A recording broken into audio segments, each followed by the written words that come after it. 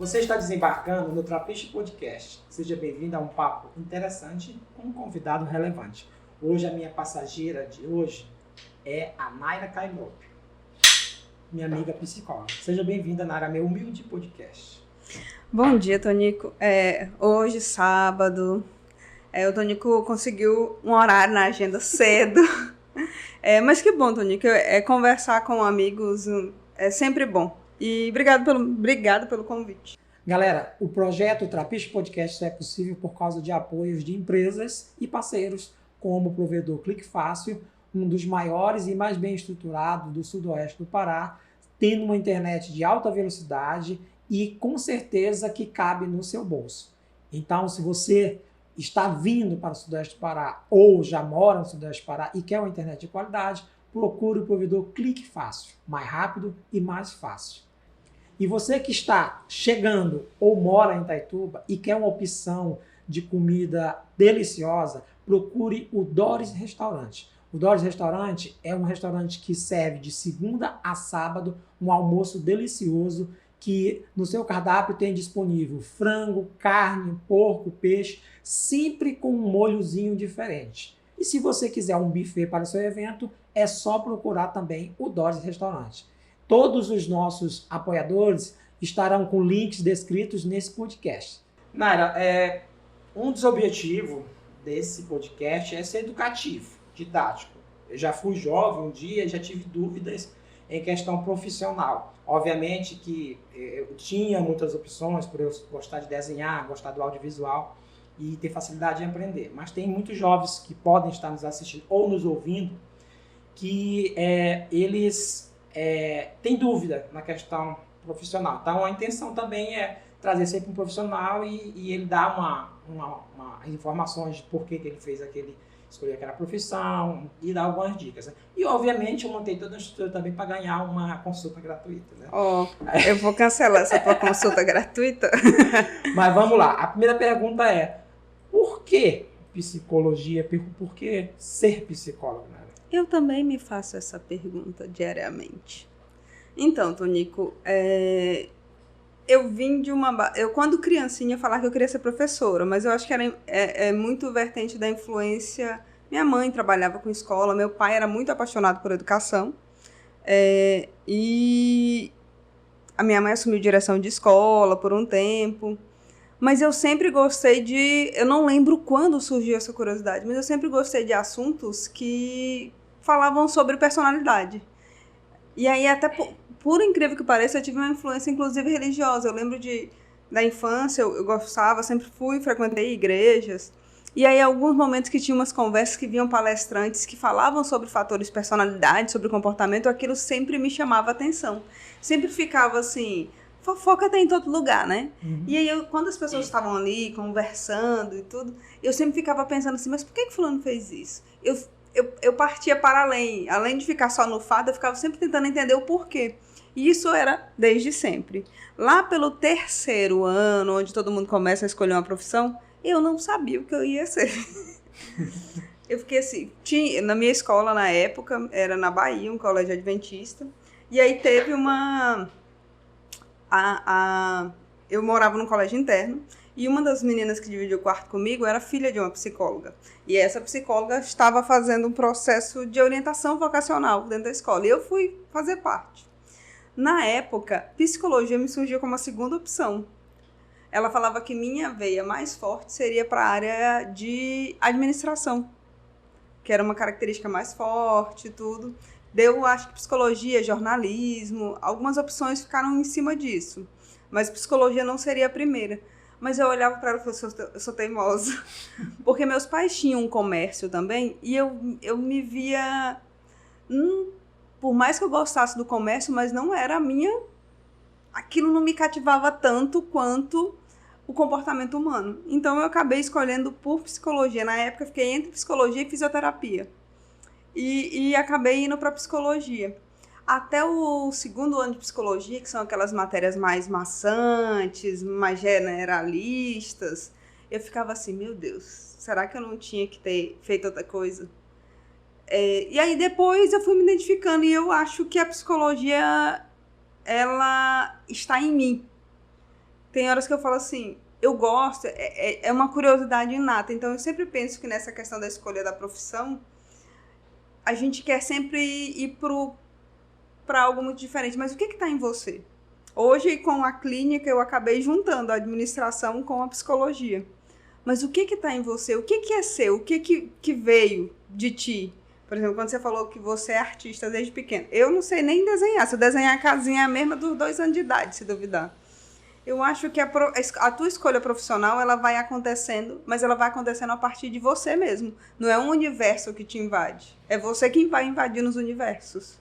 Até porque tem a questão de ambiente, necessidade. Tipo, eu desenhava desde criança, mas existia o incentivo da minha mãe, mas não existia, por educação, né? Ela não sabia, assim, tipo, o que esse menino vai ser, né? Uhum. E eu acabei migrando para a questão de design gráfico inicialmente, porque era o meio no interior que permitia. Mas, Nara, dentro desse processo aí que você, agora formada, psicóloga, o que o psicólogo faz? Uau! Eu brinco que onde tem gente, psicólogo tá. Para mim, a psicologia ela é um campo muito amplo. Por exemplo, eu conheço... Toda vez que se fala em psicologia, muita gente pensa na clínica. Mas a psicologia, eu conheço psicólogos maravilhosos que nunca atenderam um paciente dentro da clínica. Tem áreas específicas hoje, área de marketing. Tem profissionais que estudam só comportamento para atuação na área de marketing. Tem profissionais que vão estudar só comportamento só para consumidor, para interagir ali, montar estratégias para o consumidor. Tem áreas de RH, tem áreas tipo do trânsito, tem área jurídica. Então tem um universo de atuação da psicologia. A psicologia é essa ciência que ela estuda o comportamento humano. E quando fala de comportamento, fala sim também de cérebro. O cérebro é a fábrica dos nossos comportamentos. Então como o ser humano faz o que faz, por que ele faz o que ele faz, da onde que vem as nossas respostas diante das inúmeras coisas que acontecem no mundo, no universo. Por que a gente reage de certa forma? Por que se dá as nossas interações? A psicologia vem estudar isso. E aí quando você pensa, dentro de uma empresa eu preciso entender comportamento humano? Sim, porque eu lido com gente. Dentro do universo de indústrias, consumo, preciso. Dentro do universo jurídico, eu trato de pessoas. Dentro do universo do processo educacional, das escolas, como fazer meu aluno aprender melhor, como motivar professores para ensinar melhor. Tudo isso cabe à psicologia. Então, a psicologia é um campo muito vasto de atuação. Não necessariamente a clínica, que todo mundo pensa só, vai se trancar dentro do consultório. Não, tem gente que só trabalha com um grupo, tem gente que só trabalha, vai para a clínica, mas ela é um braço de N possibilidades. Se alguém assistindo, ouvindo isso aqui e ter aquele questionamento assim, o que eu preciso gostar ou saber para que possa fazer psicologia? Hoje, se tu vier dar uma dica vocacional, o que a pessoa precisa gostar ou ter um direcionamento para fazer psicologia? Para mim, para psicologia, o sujeito tem que ser curioso e ele tem que gostar de histórias de pessoas. Não tem como eu falar assim, não tenho paciência muito para ficar ouvindo as pessoas. Isso vai de encontro, porque a matriz da psicologia é pessoas. Então, você tem que ser curioso por histórias de pessoas. Você tem que ter curiosidade por comportamentos, por respostas. Normalmente, o pessoal fala assim, psicólogo é bom conselheiro. Eu não sei se essa tem que ser a característica principal, porque depois você aprende técnicas e aprende a olhar as coisas por um viés teórico. Mas, para mim, a dica básica é gostar de histórias de pessoas. Se você é curioso, fala, nossa, mas que interessante esse comportamento, tem que ser apaixonado por isso. Mas não é muito meio a questão da... Tem pessoas que gostam da vida das pessoas, no termo da fofoca. Olha, mas... Vamos lá. Não deixa de ser um viés curioso. Todo fofoqueira tem Não deixa de ser um viés curioso. Mas, assim, quando eu falo desse gostar de comportamento, é gostar de entender. Não é só divulgar o que está acontecendo na vizinhança, mas é querer entender por que certas coisas acontecem. É para além um pouquinho do viés de ficar só na fofoca e falar, fulano fez isso. Mas aí é parar um pouquinho só e... Por que as pessoas fazem isso? É se intrigar com Ir isso. além. É ir além. E outra, é gostar de... A psicologia, ela, até na formação, Tônica, ela fica meio perdida. Ela é uma área humana, ela não é uma área da saúde. Ela é uma área das humanas.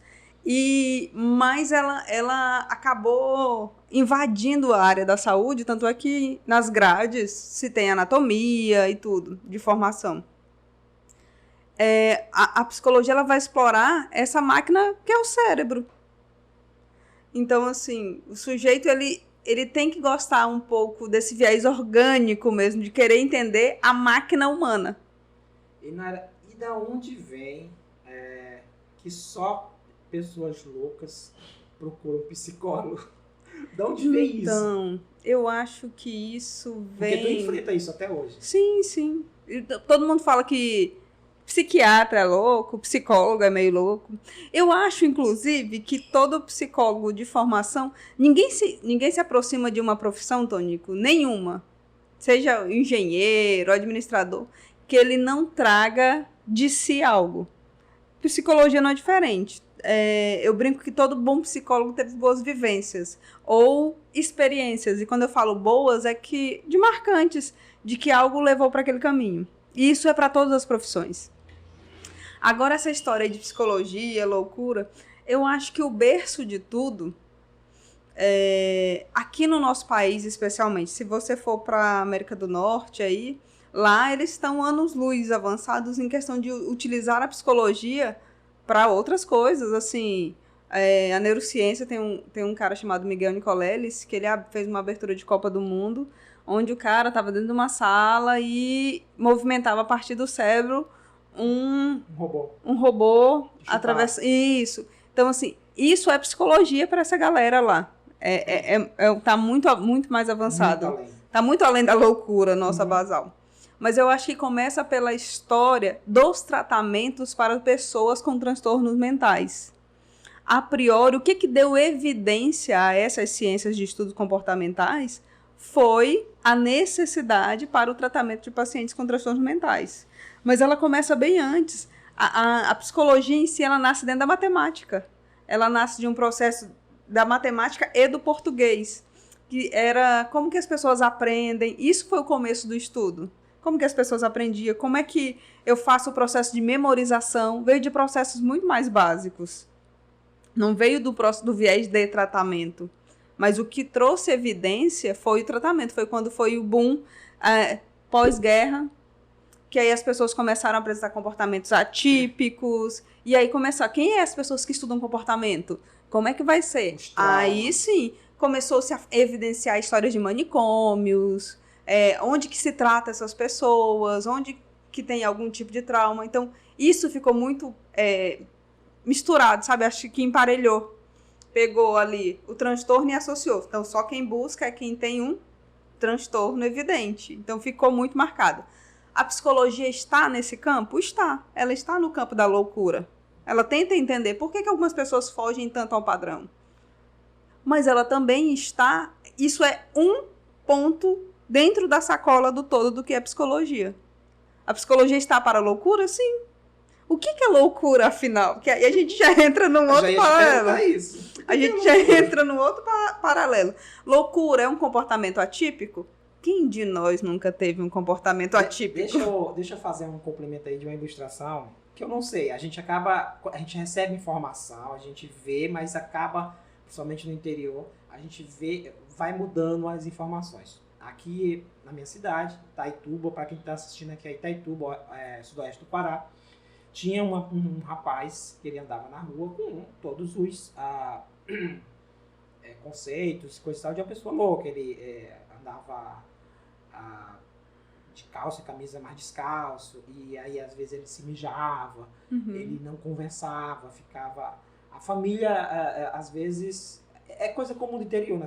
Deixar... E às vezes deixa uma porta aberta, saia e vai. E a informação que eu tinha é que ele não estava aqui, ele estava em outra cidade, quando um irmão novo dele morreu afogado no Rio Tapajós. Eu te falo, não sei os dados. E diz que quando ele ficou sabendo, lá onde ele estava, ele ficou muito descontrolado emocionalmente, disse que começou a bater a cabeça numa parede. E disse que desde então ele não recuperou. E ele, se não me engano, ele já até faleceu, não tenho essa informação. E aí, justamente onde você já estava aí, qual é essa linha, né, que existe entre a loucura e... Tonico, eu acho que a neurociência, ela vem hoje tentar desmembrar muitas coisas. Por exemplo, só para apimentar, eu acho que é o Herbert Viana, não lembro, eu não sou muito boa de nomes. Vai lá que eu lembro. Que caiu de um avião. Foi, ultraleve. Olha que história, só para complementar, como é complexo esse negócio cerebral. Morreu a esposa, e aí quando ele cai, tecnicamente o pessoal fala assim, não vai voltar a cantar, tá muito tenso a história. E aí ele fez tratamento aqui no país, foi para outro local e tal. E lá ele começa a recuperar. Quando ele retorna, ele é brasileiro, fala português. Ele não fala a nossa língua. Ele vem falando uma língua estrangeira, que se eu não me engano era uma língua que não sabia dessa não. A esposa, acho que a esposa falava, era a língua de origem da esposa, acho que a esposa dele não era brasileira. E aí todo mundo fica abismado, porque como? Interessante, ele não era fluente na língua dela. Aí, beleza, volta falando essa língua estranha. Não tinha movimento. E aí veio o Ministério da Neurociência, foi um grupo de psicólogos, fisioterapeutas fazendo reabilitação. E aí ele volta, recuperando movimentos, dentro da possibilidade, porque ele não tinha nenhum. E volta falando a linguagem natural dele. E aí isso a neurociência vai falar de um termo que se chama neuroplasticidade. É quando uma região do cérebro perde função e outra vem e toma conta. É só pra gente entender como é complexo. Como é complexo dizer pra alguém, olha, você teve tal acidente, não vai ter mais tal movimento. Tem histórias que se a gente for parar pra pensar, é incrível o processo de reabilitação. Agora, quando a gente delimita aí num processo de um trauma emocional, é difícil a gente ponderar. Existem muitos transtornos que são específicos. O transtorno bipolar, por exemplo, é um transtorno que ele explode na faixa etária de 30 a 35 anos. O sujeito tem uma vida tranquila e aí, de fato, acontece um episódio e ele desencadeia ali uma ruptura para esse transtorno. Eu costumo dizer que nós temos possibilidades para tudo, Tonico. Seria os gatilhos, né? Isso, nós temos possibilidades para tudo no nosso organismo. Agora, a intensidade do estresse ou de um fator é que vai determinar. E principalmente a forma como nós conseguimos encarar. Tem pessoas muito mais resilientes que cara apanha da vida. Tem histórias que eu ouço e eu falo assim, gente do céu.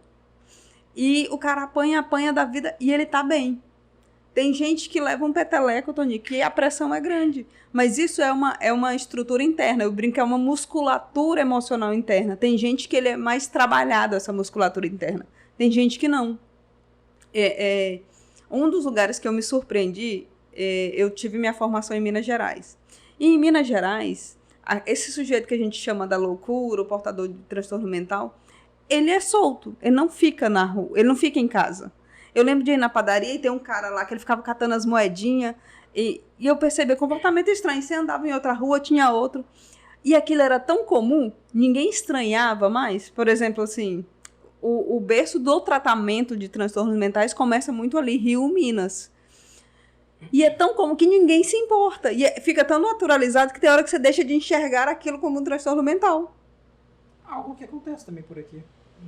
Então, assim, o sujeito tá lá, ele entra pro CAPS, as pessoas têm menos resistência, têm menos medo. Até entendo que em um momento de surto, algumas pessoas perdem realmente o conceito da realidade e podem ter comportamentos agressivos, principalmente com pessoas que ela não tenha vínculo de confiança.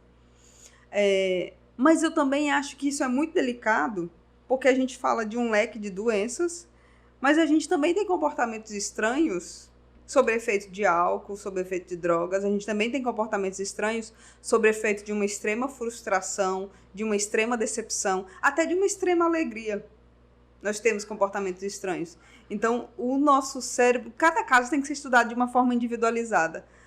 Como você trouxe o caso desse rapaz. Às vezes, sim, o laço que eu tenho com esse irmão era tão profundo. Agora, como é que foi se dar o tratamento desse sujeito? A maioria dos casos podem não ter cura, mas tem estabilidade. Pode ter ali, fica tanto tempo estável, depois tem uma crise. Mas tem um processo de tentar interceder para ter uma estabilidade maior. E, Nara, é bem próxima a pergunta do que a gente já acabou de tratar aí. A diferença entre o psicólogo e o psiquiatra? O psiquiatra, o psiquiatra é o sujeito que cursa, faz medicina, sai ali daquela formação generalista e vai fazer isso. E aí ele vai fazer uma residência, que se chama, ou uma especialização, onde ele especificamente vai trabalhar ali com transtornos emocionais, que é a psiquiatria. De novo, uma confusão que a gente tem em relação a outros países. Se eu não me engano, é América do Norte. O psiquiatra, ele pode ser tanto psicólogo, ele faz, além da especialização em psiquiatria, ele faz uma outra especialização em psicoterapia. Ou seja, ele também é psicoterapeuta, que é o que o psicólogo vai, quando ele vai para a clínica, é o que ele atua. Então, ali, ele é psicoterapeuta e psiquiatra. A maior diferença é que o psiquiatra, ele vê a estrutura orgânica, ele vai lá, vai pedir exame, tomografia, eletrocefalograma, para ver física. Isso, para ver se tem alguma alteração na modulação física. Tendo alteração, o que ele vai interceder? Prescrição medicamentosa. Psicólogo não prescreve medicação. Psiquiatra, sim. Isso aqui no Brasil, só médico pode prescrever. Então, esse é o sujeito que ele vai, percebendo uma alteração orgânica, ele vai fazer prescrição. O psicólogo, ele vem para o campo eu vou usar o termo pensamento, não é de regra isso. Mas assim, o psicólogo, ele vem para o sujeito, como o sujeito lida, enfrenta questões emocionais, como o sujeito gera comportamento. Quando eu tenho uma máquina que vou colocar assim, se ela não está bem, mas ela está medicada, mas a partir disso, como o sujeito faz o enfrentamento das suas emoções? Como o sujeito lida, pensamento, como é que ele constrói, como é que os pensamentos dele vai interferir numa resposta de comportamento? A gente está aqui do nada, você começa a criar uma fantasia na sua cabeça de algo bom, você começa a ter uma sensação boa, tipo, nossa, se eu jogasse na Mega Sena e ganhasse, e aí eu ia fazer uma grande viagem, você começa a se sentir bem. Do contrário, se você pensa assim, nossa, eu tô... Você pensa em alguém da sua família e você pensa, nossa, se acontecer alguma coisa ruim com alguém da minha família, rapidamente o teu corpo começa a ativar como se aquilo estivesse acontecendo. Então, o psicólogo, ele vai ficar nesse campo. Como é que os meus pensamentos, o meu enfrentamento, as minhas respostas comportamentais, que o psiquiatra já não adentra muito. Aliás, existe um psiquiatra que eu conheci que ele tinha uma formação, ele formou na USP e ele tinha a formação de residência psiquiátrica e ele fez psicoterapia, também a residência em psicoterapia. E a gente conseguia conversar, falava assim, cara, tu tá quase completa, hein? Medica e faz psicoterapia, mas a abordagem acaba sendo diferenciada, porque ele para além do orgânico, ele para entender, olha, isso aí é meio comportamental, hein? Esse comportamento aí, por mais que eu te dê medicação, você precisa mudar o comportamento, porque senão a medicação não vai melhorar.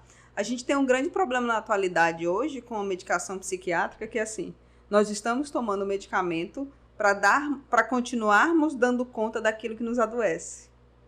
Ou seja, nós temos cargas horárias excessivas de trabalho, nós dormimos pouco, nós comemos mal, nós vamos adoecer. E aí o que a gente faz? A gente não quer pagar o preço de ter que reorganizar essas coisas e muitas vezes nós estamos indo de encontro à medicação para continuarmos dando conta daquilo que nos adoece. E eu não tô... Naira, todo mundo é assim? Não, óbvio que tem gente que teve uma predisposição para algum tipo de transtorno, teve um trauma que instaurou o transtorno, mas eu estou dizendo de gente que não dispararia um transtorno se melhorasse alguns aspectos de qualidade de vida, principalmente o nosso laboral. Nós estamos tendo muito pouco tempo. E quando eu falo desse laboral, é tanto aqui o nosso trabalho quanto a nossa conexão nas redes sociais. Nós estamos sempre sob forte estímulo. E o nosso organismo estressa. Nossa máquina, ela continua no mesmo processamento dos nossos avós. Só que os estímulos que mudaram. Nós estamos mais acelerados. A nossa sociedade está mais... rápida. Sim, as coisas acontecem mais rápido, só que o nosso processo de resposta orgânica é o mesmo. É surpreendente, Tonico, eu já dei aulas em palestras, eu gosto de falar isso. Um susto bobo. Alguém entra aqui, abre a porta de uma vez e fala, bu! E a gente se assusta. O nosso corpo demora para voltar ao estado natural anterior 7 horas. Aí você pensa comigo, quanto tempo demora para o nosso corpo voltar ao estado natural diante de um trauma forte? Um luto, você perdeu alguém que você gostava muito. Ah, Naira, mas eu tenho uma semana, eu tenho que tocar a vida para frente. Não tem, seu organismo ainda não está. Você tem que tocar a vida para frente, ok, mas não queira dizer que você não vai sentir. Seu cachorro de estimação morreu, que você gostava muito. Vai doer, demora. Mas nós não estamos acostumados mais com a demora. Nós somos o sujeito da pressa agora. Naira, dentro da psicologia, o que ela serviu para ti? Cara, até agora? Na minha vida, muito. Pois é, conte aí. Eu brinco que a psicologia é um negócio muito interessante. Tony, você já pensou uma profissão que você entra na vida das pessoas, você ouve histórias que você nunca ouviria, você tem informações que de outra forma você nunca teria, e muitas vezes eu brinco que eu desenvolvi um padrão de ter... Hoje, muitos dos meus maiores ídolos são pacientes meus. Tem histórias que eu ouço que eu falo assim, caraca, que sujeito forte, ele não tem noção de como ele tem uma força que não é qualquer um que aguenta. Tem pacientes que eu ouço assim, que eu conheço a estrutura de que é um transtorno que o sujeito tem e como é que ele enfrenta aquilo, como é que ele vai lidando com as questões sociais. Preconceito para quem tem um transtorno mental hoje é incisivo, é muito forte. A gente fala ainda de uma aceitação, só que tudo que foge de um padrão, Tonico, a gente rejeita. A gente fala, Então, assim, as pessoas com que eu tenho mais inspiração hoje são meus pacientes. Minha mãe é portadora de um transtorno. Então, até para hoje, eu tenho uma resiliência enquanto familiar melhor para lidar em função de ter esse conhecimento técnico. Então, assim, às vezes, Tonico, eu penso assim, cara, eu acho que nós estamos em 2022, eu acho que eu tenho relação aí com 5 anos de formação, mais 12 anos aí de atuação. Eu tenho uma história com a psicologia de 17 anos. E às vezes eu penso assim, cara, é muita história. Às vezes eu queria sair um pouco dessa posição de psicólogo, porque às vezes ele impregna em você. Tipo, quem é a Naira? Sem ser a Naira psicóloga. E eu já há muito tempo eu venho planejando tirar um período sabático. Tipo assim, olha, tanto tempo, 1 ano sem atendimento, e para reorganizar, para ver como que seria a Naira em outra atuação. Mas a psicologia é um braço muito forte em mim. Eu acho que mesmo se eu fosse para um outro campo profissional, a psicologia vai comigo. Porque, sabe aquela história, depois que você vê, é difícil desver? Porque hoje eu olho para o ser humano com o viés da psicologia. Não estou dizendo que nas minhas relações pessoais, o tempo todo eu estou analisando. Mas se eu ativar um botãozinho, eu vou ter uma impressão diferente das coisas, porque eu tenho um conhecimento teórico. É igual você, artista. Eu olho para um quadro, todo quadro para mim é lindo. Agora não, conheço, convivo com pessoas que pintam, aí fica assim, não, mas isso aqui não tá... Gente, tá lindo. Depois que você tem um olhar técnico para uma coisa, é difícil retirar isso. Mas, Naira, dentro disso aí, eu tenho um podcast com os amigos de cultura pop, que a gente junta a galera que desenha e tem um questionamento, que é a questão de dom, né? Se a pessoa existe ou não. E aí, chegamos ao consenso que não existe o dom. Existe a questão de você ter aptidão já para aquilo. E aí, chegamos ao consenso seguinte, mas existe um olhar diferente. Hoje eu olho para uma sujeira na parede, eu consigo enxergar um objeto você na hora. Arte. Não, eu vejo um objeto, eu vejo um cachorro, eu vejo um animal. Eu olho para uma nuvem, não só eu, mas como várias pessoas às vezes veem, aquela nuvem é um urso, é uma coisa. O desenhista a gente enxerga detalhes que outro não só vê. o vulto. E aí, nesse caso aí que tu falou assim, liga o botãozinho. Naturalmente, como design gráfico, a gente vai nesse processo. Mas eu te falo o seguinte, tem um cara que ele tem um canal, que é Metaforando, que ele faz análise, né? E aí perguntaram pra ele, e aí, tu faz constantemente? Ele disse assim, não, eu seguro, mas não tem jeito. Então. Ele tá conversando, tipo, relacionamentos. A menina fala assim, eu gosto de você e coisa e tal. Aí ele, não gosto. Cara, tem um psicólogo que eu admiro. Eu fiz especialização com ele, depois eu tive contato de fazer um outro curso, que ele também foi professor. O nome dele é Rui. E aí ele é especialista, ele é um dos brasileiros que ele faz treinamento, inclusive, para a nossa Força Armada, para fazer análise comportamental. E ele faz estudo das microexpressões. Tem um seriado chamado Lie to Me, que é bem legal, que fala sobre isso. E aí ele falou assim, gente, se alguém fosse especializar nisso, eu só aviso logo. Isso acaba casamento. Porque ele falou assim, você vê sua mãe mentindo para você? Porque quando você sabe, é muito nítido a expressão. Você só vê. Você pode optar por não levar aquilo e interpretar. Tipo, não, vou deixar, mas eu sei que é mentira. Ele falou assim, você vê sua mulher mentindo pra você? Ele falou, você vê seu filho de 3 anos mentindo pra você? Tá feliz de estar aqui com o papai? Uhum. E não tá. Ele falou assim, nós temos um padrão que a gente não emite tudo que... De resposta, Tônica, a gente não emite tudo que a gente pensa. E o cara que estuda microexpressões, ele vai ver isso. Mas eu acho que esse negócio do claro, Tonico, ele é claro para quem enxerga. Ele não é, nem tudo é claro para todo mundo. Isso eu vim descobrir, é o benefício da clínica. Eu vim descobrir na clínica, tem coisas que eu falava assim, isso tá óbvio. E o grande segredo, então, o grande segredo da clínica é que as pessoas perguntam assim, Nara, o psicólogo diz, não posso dizer, porque se eu disser sem você enxergar, você não vai ver. Vai ficar só uma briga de deduções. E quanto mais eu tento fazer alguém enxergar algo, menos ele enxerga. Então, fazer clínica dentro da psicologia é acompanhar o processo do outro conseguir enxergar sem você dizer.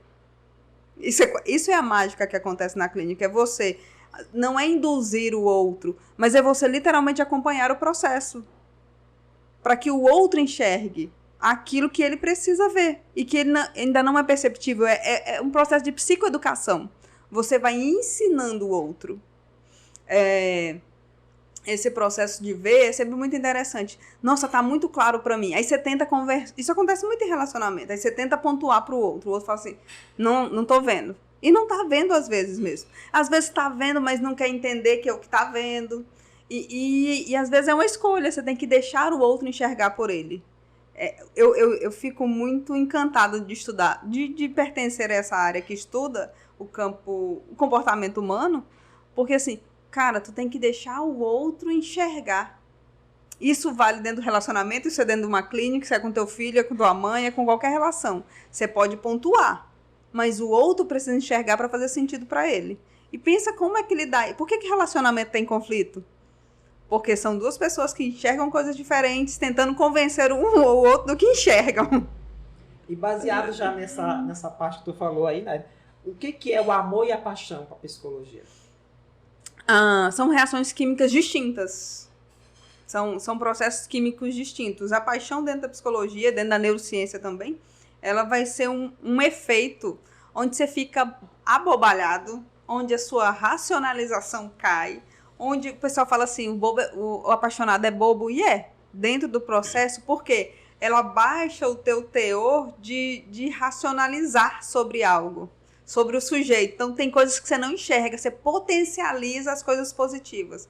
E a paixão, ela duraria, e um efeito químico dela seriam jorrados no seu organismo, a partir do momento que você se encanta pelo outro, 4 meses. Por isso que tem uma teoria, quer saber se vai dar certo, tem que passar de 4 meses. Que aí, a partir dos 4 meses, é que você começa a enxergar o outro como ele é de verdade. Porque os primeiros olhares é o olhar encantado. Cara, ouvir um sujeito apaixonado conversando é a coisa mais linda do mundo. O cara fala assim, não, mas a sensação, mas o que ele tá vendo, tudo é reações químicas, ele não consegue ter um julgamento correto do outro. Se você pedir para um sujeito apaixonado descrever alguém no início de um relacionamento e 1 ano depois, você vai ver que a descrição muda. Mas para um relacionamento durar, ele tem que passar essa fase. Eu tenho que enxergar o outro como ele é e aceitar estar com ele do jeito que ele é. E o amor? O amor seria esse processo que passou desses 4 meses aí teóricos de reações químicas. O amor é quando você enxerga o sujeito. E aí eu olho para o outro. Isso acontece nas nossas amizades. Esse processo da paixão, Tônica, ele não acontece só com o amor da pessoa. Namoro. Ele acontece no processo de quando você encontra um teórico que você admira, você fica encantado com o cara. Quando você descobre uma coisa que você gostou do sabor de comer, você fica com a tendência a querer comer aquilo mais vezes. Romeu e Julieta, sorvete. Então, quando um livro, então a gente se apaixona pelas coisas. Agora, quando que eu decido se essas coisas vão ficar na minha vida ou não, é aí que a gente começa a falar de amor. O amor é quando eu enxergo o que é real. O amor, eu saio do campo da fantasia. O amor não é tão bonito como a paixão. A paixão é mais bonita, ela é mais fantasiosa. Mas o amor é real. O amor é o que é. Existe amor à primeira vista? Olha, se a gente for falar... A gente tem processos de conexões, Tonico. O que é esse conexões? Você enxerga no outro o que está em você. Ninguém se relaciona com outra pessoa que não tenha tido algo nela que ela não tenha visto. Pode ter sido no momento que você está. A gente passa por muitos momentos na vida. E não necessariamente a gente é aquela fase. Mas a gente só se conecta ao outro. E esse amor à primeira vista é isso. É o momento que eu estou enxergando no outro as possibilidades de expandir o momento que eu estou. Para as teorias psicológicas, o amor é bem egoísta.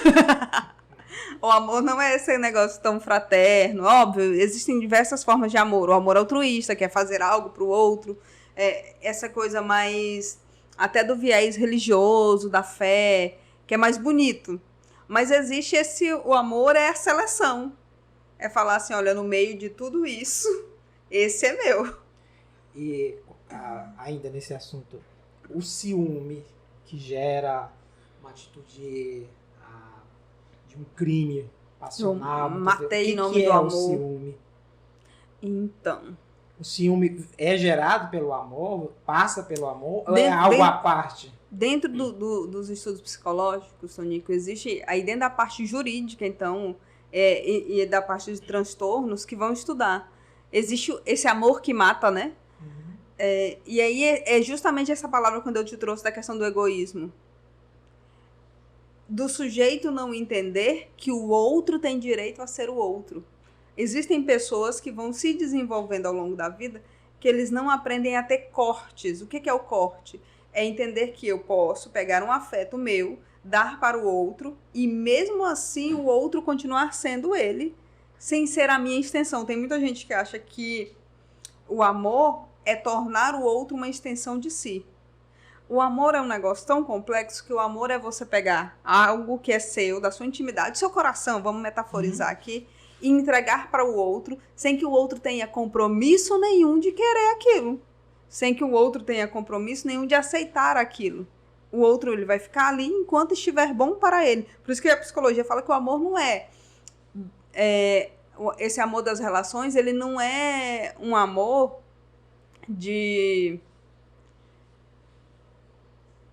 se pegar o outro e obrigar a estar junto. É um negócio individual. Os prazeres são individuais.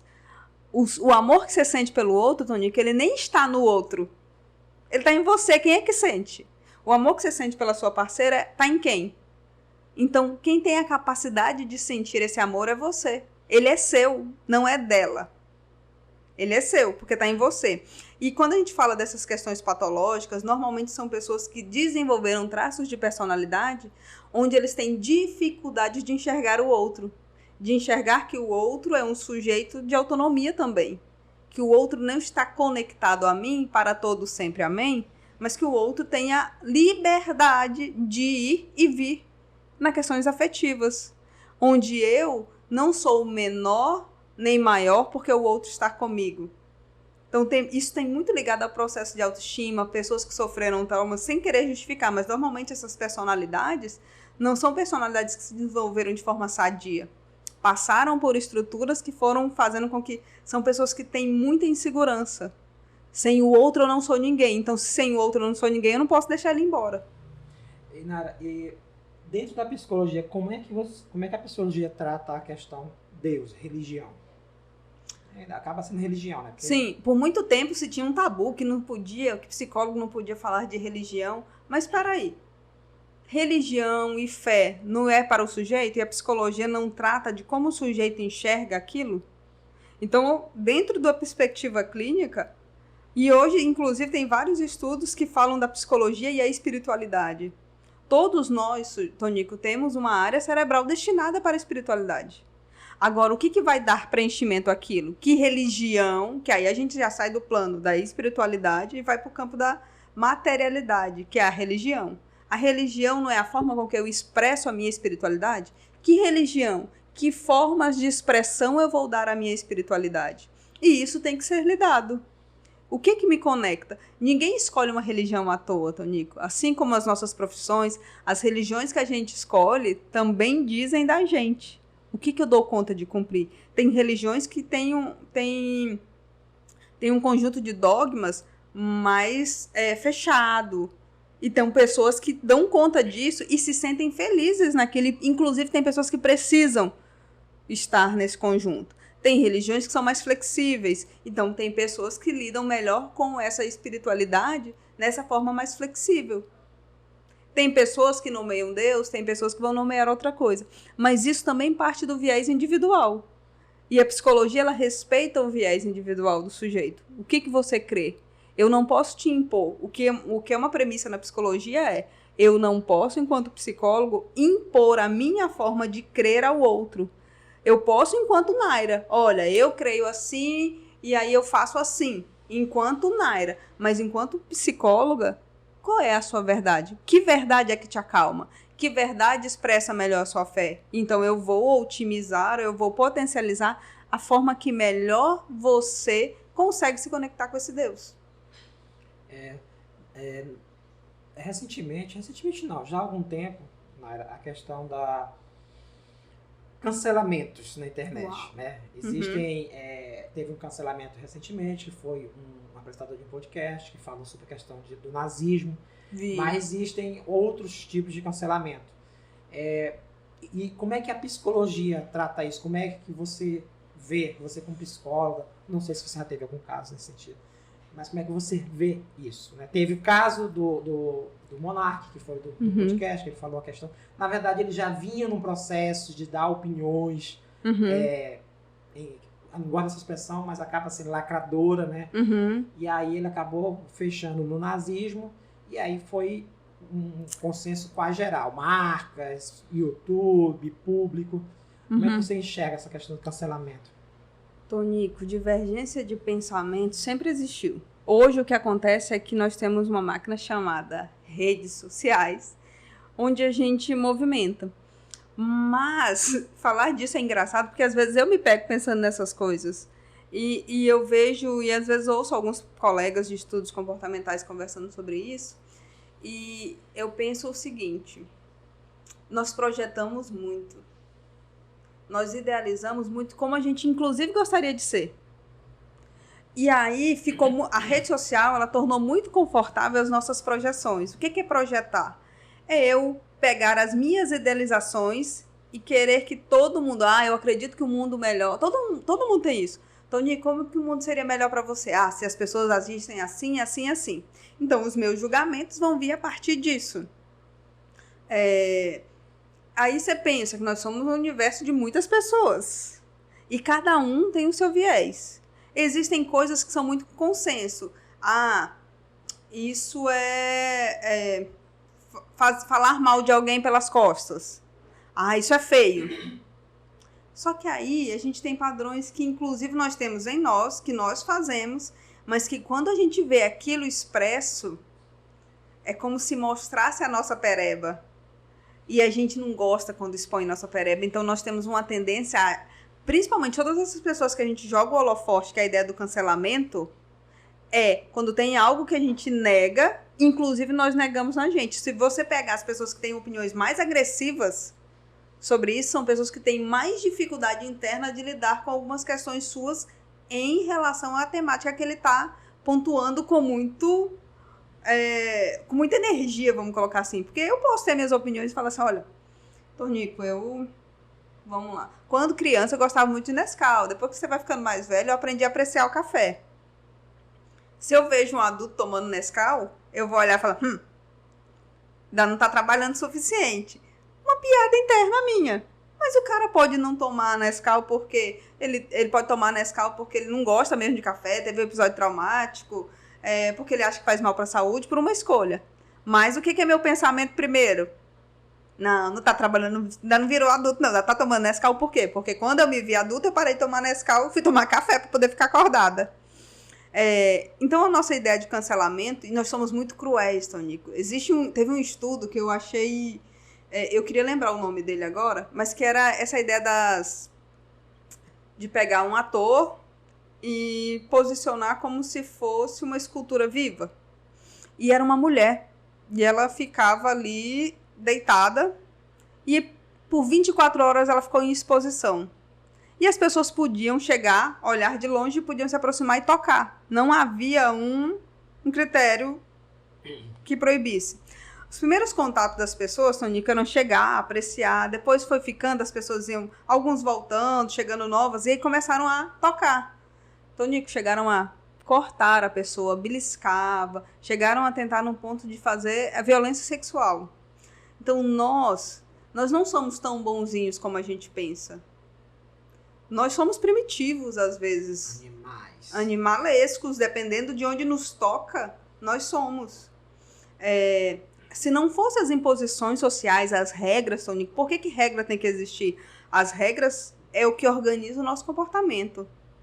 Não sei se nós estaríamos tão prontos para lidar com a liberdade suprema. É o que nos faz viver em sociedade. Em sociedade. Então, assim, quando a gente fala... Eu admiro demais quem se expõe. É uma admiração enquanto Naira pessoal. Eu tenho dificuldade com rede social, quem me conhece sabe. Eu não tenho uma rede social profissional, minhas redes não são tão ativas. Eu gosto muito desse negócio, eu sou boa para conversar, pessoalmente. Mas eu não sou muito ativa, mas eu admiro demais, porque você se permitir, Tonico, ser espelho para um universo de pessoas que vão discordar de você, e quando discordarem, elas vão fazer questão, se você representar alguma coisa que elas não gostem, elas vão fazer questão de machucar ou de punir isso. Porque isso vem quase que um processo natural, ainda mais nas redes sociais, que ficou solto. Eu não encaro. O nosso comportamento, pessoalmente, cara a cara, é muito diferente. O namoro pela internet é uma coisa. Quando você vai pro físico, nós temos uma barreira maior do olhar do outro. Eu sei o que o outro tá olhando, a gente se preocupa com o que o outro pensa sobre a gente. Agora, quando eu tô aqui, parece que não existe gente. Eu posso fazer o que vier, sem preocupação com o outro, com as consequências. Então, assim, eu ainda acho que a gente vai demorar para aprender. Eu acho que o caminho vai ser ensinar as pessoas a lidarem com o cancelamento, que é o que muitos artistas vão para procurar psicoterapia, por esse viés, de aprender a lidar com as projeções do outro. Eu não sou o que o outro pensa de mim, eu sou o que eu sou. O outro que vai precisar aprender a fazer uma leitura correta. Mas eu sou eu. O que você pensa de mim tem muito mais a ver com você.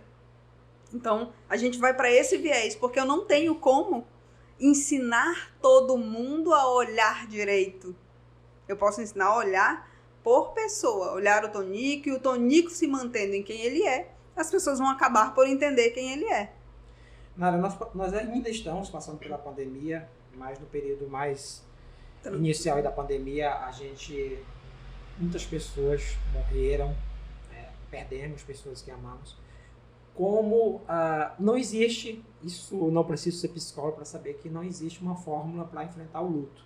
Uhum. Mas qual é a experiência, qual é o conceito da psicologia sobre o luto, o que se falar, o que se fazer, o que se tratar? Então, o luto é sempre quando você perde algo que você não pode fazer mais nada. Seja um amor... Impotência. E nós não sabemos. Porque, assim, nós somos treinados, e aí tem até uma vertente de algumas abordagens muito otimistas, né? Que pregam que, tipo, você pode tudo se você quiser. Eu tenho muito receio dessas coisas. Eu até acho que é válido a gente pontuar em que lugar isso cabe. Poxa, eu quero alcançar tal coisa. Olha, se você se dedicar, você poderá alcançar, mas não é certo, mas você terá mais chance de alcançar. Mas tem coisas que estão para além de mim, tem coisas que eu não controlo. vida e morte, a gente não controla. A gente sabe que vai acontecer, né? A gente que sabe. E nós não gostamos de perder, Tonico. Nós não gostamos de perder, seja o que for. Nós temos dificuldade de perder. Então, assim, quando a gente lidar com essa perca para a morte, para a pandemia que veio, o que é esse vírus? Até hoje a gente não entende muito bem. O que vai resolver esse vírus? Nós não gostamos de coisas que não têm resposta. Aí a gente começa a criar um leque de fantasias na nossa cabeça. Lidar com esse luto é a gente aprender como perder. Olha que estranho. Eu tenho que aprender como perder. Eu posso falar do luto, inclusive, como pessoa. Eu já perdi uma pessoa extremamente significativa na minha vida, que foi meu pai. Já perdi avós. E é ruim demais. Eu lembro que, assim que eu perdi meu pai, já tinham passado uns 5 meses. Um dia eu me peguei pegando o telefone, tipo, cara, faz muito tempo que eu não falo com meu pai. Deixa eu ligar pra ele. E aí, sabe, no alto momento que você pega o telefone, você fala assim, não dá pra ligar, não. E assim, como que nós estamos condicionados? Porque era uma fonte de prazer. Era uma fonte de conciliação. Era uma fonte afetiva. Quanto mais afeto, mais dor. Agora, coisas que facilitam seu enfrentamento. Você ter a convicção, Tonico, que você falou ou fez o que precisava ou quis. Eu dei o meu melhor. Eu lembro que com meu pai eu tinha muito essa relação do diálogo. E eu lembro que eu escrevi um texto, assim que meu pai faleceu, que eu dizia assim, não há nada que eu queria ter dito ou feito. Óbvio que a gente tem coisas que a gente gostaria de fazer. Mas no campo afetivo, ele sabia do amor que eu tinha por ele e eu sabia do amor que ele tinha por mim. Sim. Então, não tem aquela sensação de nada em aberto. Uma das coisas que mais nos dói, Tonico, é a sensação da conta em aberto. O luto, ele vai ser intensificado por isso, porque isso gera culpa. Quando eu sinto que eu tenho dívidas, ou que eu não falei o que eu precisava, ou que o outro não tinha certeza, a gente gera uma culpa muito grande. Então, assim, lidar com o luto vai partir do momento de aprender a se perdoar, aprender a tirar como lição, a valorizar o tempo do hoje. Uma das coisas que eu acho que é crucial para o enfrentamento do luto, eu brinco que existe no mundo pessoas que nos tiram a alma e pessoas que nos devolvem a alma. A gente aprende a valorizar as pessoas que nos devolvem a alma. Quem são essas pessoas? Quem são as pessoas onde você se sente bem? Quem são as pessoas pelas quais te dá vontade de continuar no mundo? Que momentos são os que você vive que te dá vontade de ficar aqui nesse planeta? Se apegar. Vamos ser sinceros, todo dia a gente acorda e fala assim, que mundo maravilhoso, quero continuar aqui nele. Não, mas aí você vive um dia ruim, aí no outro, em algum dado momento, acontece um fato que você fala assim, não, que bom que eu estava aqui para viver isso. Que bom que eu estou aqui para sentir isso. Então, a gente começa a aprender o luto nos traz a lição da valorização do momento, da valorização da situação e da valorização das coisas que prendem a nossa alma nesse plano, nesse mundo. Então, eu brinco que a gente tem momentos que a gente vê a expressão de Deus na Terra, que são através do olhar de alguém que a gente gosta, através da ação de alguém que a gente gosta. E às vezes é até de pessoas que a gente nem convive. Tem dia que alguém fala assim, não, Tonico, gostei tanto disso que você fez. E às vezes nem era da tua rotina, mas aquilo te devolveu um sopro de vida. Então, eu costumo dizer que a gente aprende a valorizar isso, Tonico. Em contraponto, o luto, ele esfrega na nossa cara a nossa impotência, que a gente, por mais que você tenha, por mais que você seja bom em algo, por mais que sempre vai ter algo que você não dá conta. E o luto nos ensina a entender e a conviver com a nossa limitação. Quando a gente entende que a gente é limitado, que a gente não é bom em tudo, não tem obrigação de ser, a vida passa até a ser mais leve, Tonico. Porque o que é isso? Isso é um momento que me foi disposto a desfrutar de coisas boas e ruins. E o que eu estou fazendo com isso? Eu encaro o luto, não sei se é um processo que eu fui amadurecendo, fui praticando, mas assim, sempre pensar nas coisas boas, que o pai, o irmão, essa questão do celular de ligar, eu tinha um irmão que eu ficava compartilhando memes, coisa e tal. Nós tínhamos afinidade cultural muito grande de gostar dos mesmos filmes, dos mesmos gêneros. E aí agora com a esposa dele eu falo pra ela, olha, eu enviava pra ele, agora eu envio pra ti. Aí ela disse assim, pode enviar.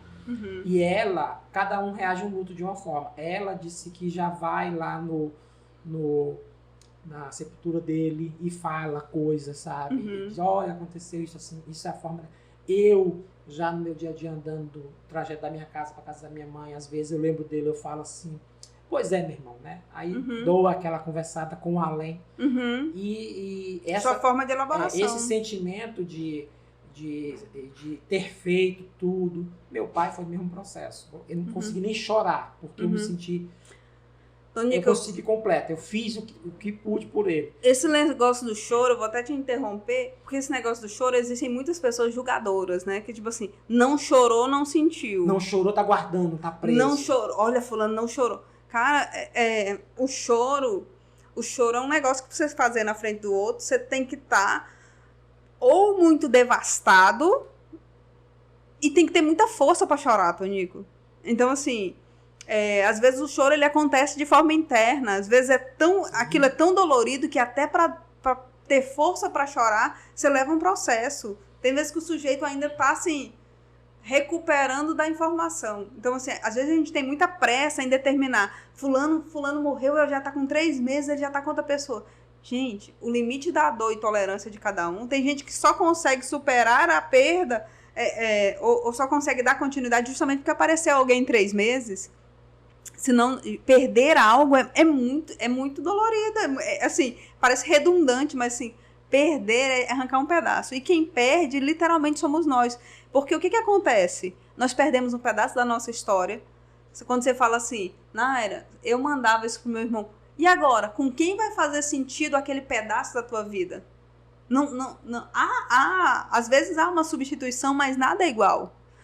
Então, é um pedaço da tua história que morre. Não é só uma pessoa que você perde. É um pedaço de você. É um pedaço da tua história. É uma forma de conexão.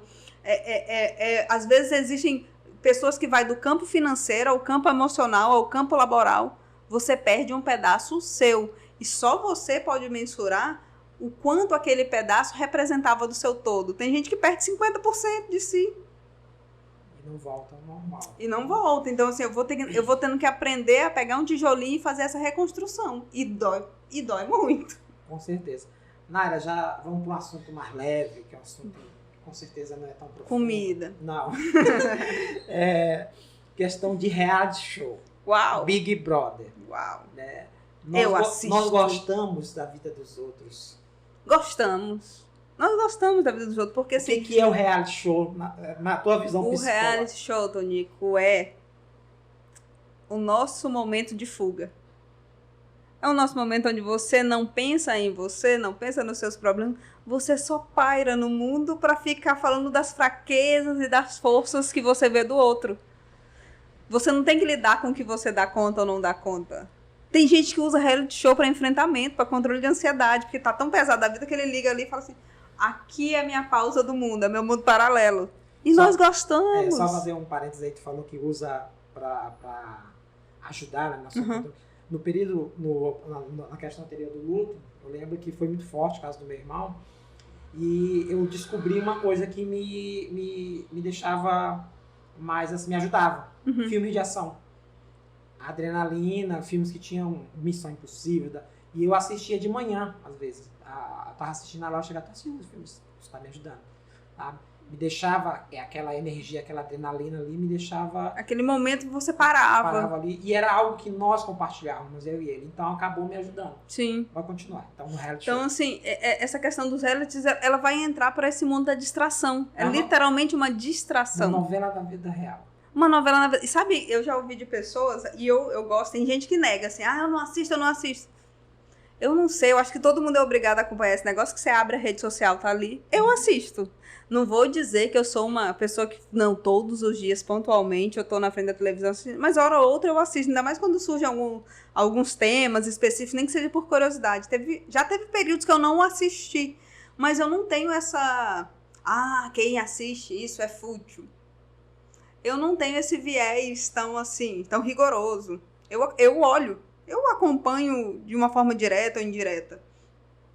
Eu já vi pessoas falando assim, eu gosto de ver porque eu aprendi, eu tinha um negócio que eu batia a cabeça na minha vida, e eu assistindo num reality desses aí, eu vi o sujeito dando essa resposta e eu peguei pra mim. Tem gente que tá atrás de respostas, Tonico. Tudo que a gente faz, uma frase que a gente vê num filme que faz sentido pra gente, é um processo, eu brinco que é um processo terapêutico no sentido de que te promove um negócio chamado insight. O que é um insight? É quando você acende uma luz interna e responde algum questionamento interno seu, responde alguma coisa que te angustiava, você fala assim, nossa, a gente teve um boom ano passado, que é da Juliette, que acho que não tem quem não saiba quem é essa mulher.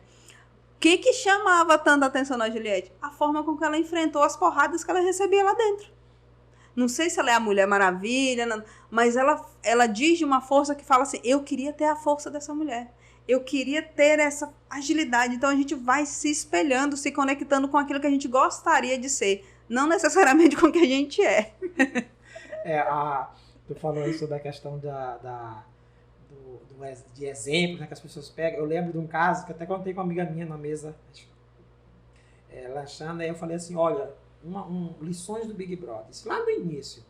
Teve um participante, era na época do Pedro Bial, teve um participante que falou assim, Pedro Bial, aqui não tem pecado, né, lá no Big Brother.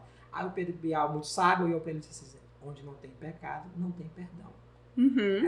Aí você faz essa ligação Sim. com as duas palavras assim, interessante, olha, viu? Não é que é interessante? Eu penso, às vezes, Sonia, que a gente é muito chato.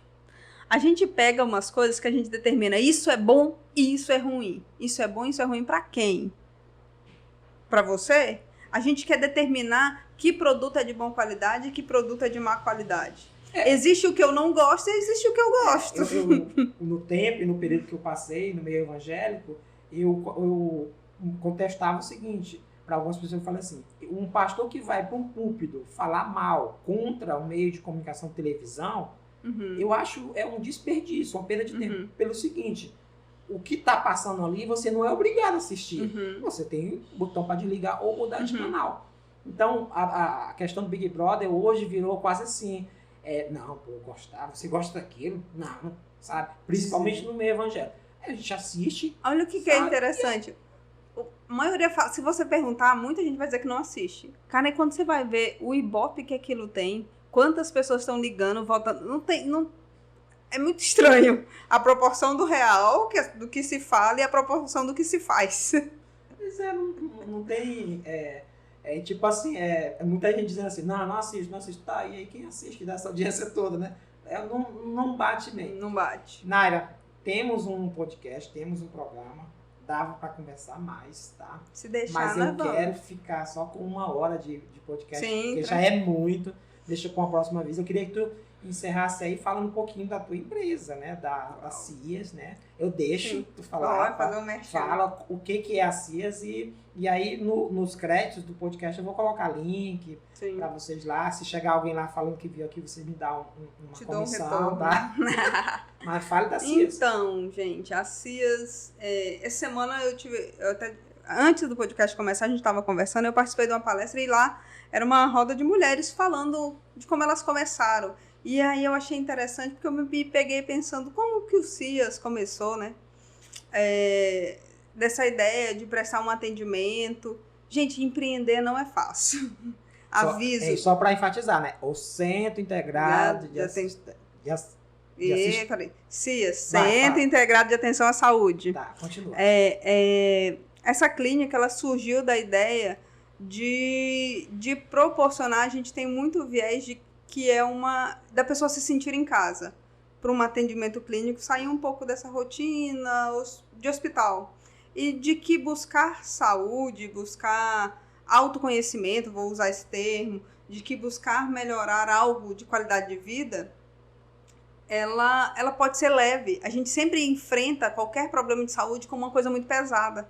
E a gente quis dizer que isso pode ser leve, que isso pode ser um processo, não tem que ser sim, não. Mas que é um processo. E que, às vezes, as coisas, para alguns transtornos, por exemplo, requer adaptação. Como que nós vamos adaptar isso? Então, a empresa surgiu muito disso. Hoje a gente trabalha muito com o público infantil, com os transtornos de desenvolvimento, seja cognitivo, seja físico. Eu trago aí a questão do autismo, da questão do TDAH, da questão de desempenho escolar mesmo, como melhorar algumas questões de desempenho escolar. E aí a gente também parte muito para as psicoterapias, que é como eu enfrentando o mundo. E eu sempre brinco, as pessoas me perguntam assim, Naira, o que é fazer terapia? Principalmente com o psicólogo. Para mim, a terapia como psicólogo serve para qual é a sua melhor versão para enfrentar cada problema. Nós somos multis, nós somos várias versões. E para cada problema a gente tem que usar uma versão diferente. Então, como que eu aprendo a entender as minhas versões e como usá-las da melhor maneira?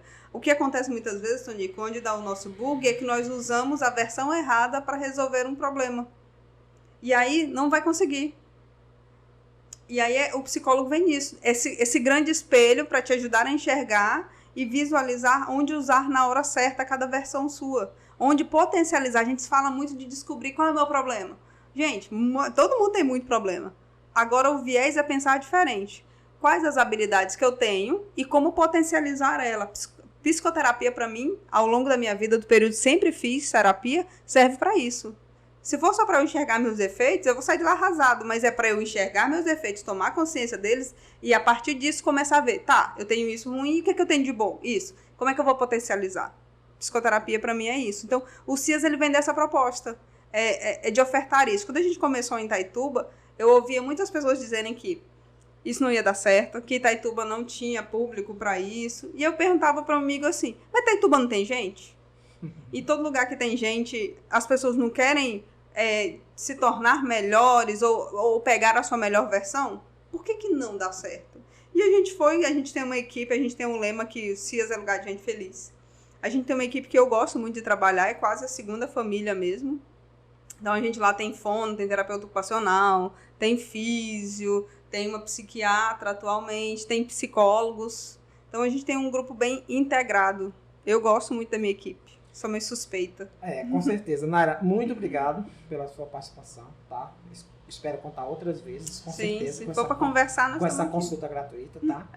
E, galera, você que chegou até aqui nesse vídeo, eu peço 3 ações importantes que você faça, que é curtir este vídeo ou este áudio, compartilhar e se inscrever no canal. E lembrando que, como esse canal é novo, como essa proposta é nova, a facilidade para você encontrar ele, você pode acessar rb1noticias.com.br, um site de notícias, onde eles estão publicando e estão nos apoiando na divulgação desse podcast, tá? Lá no RB1 clicou, se informou. Até mais, até o próximo. E agora eu vou encerrar todos os meus podcasts com Namastê.